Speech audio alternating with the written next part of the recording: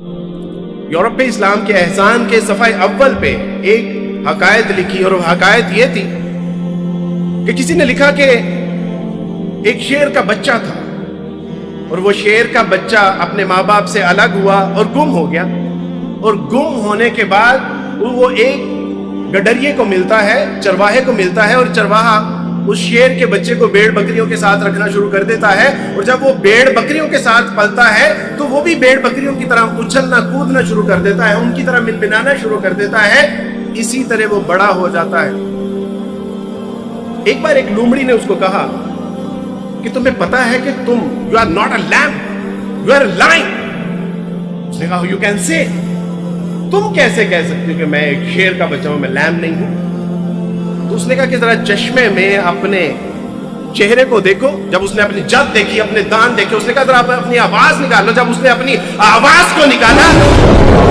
تب اس کو ریئلائز ہوا کہ oh, I'm not a lamb, I'm a lion۔ میرے دوستوں، بھائیو، بزرگوں،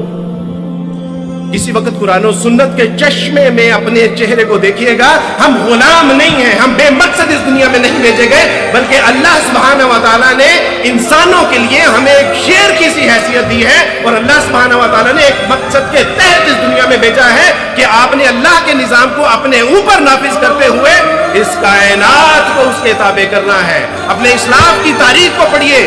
قرآن و سنت کی روشنی میں وہ آپ کو بتائیں گے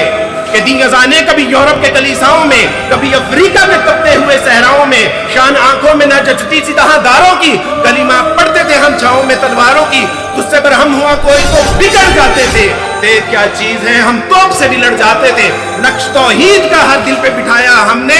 زیر خنجر بھی یہ پیغام سنایا ہم نے، تو ہی کہہ دے کہ اکھاڑا در خیبر کس نے، چیر کے رکھ دیے کفار کے لشکر کس نے،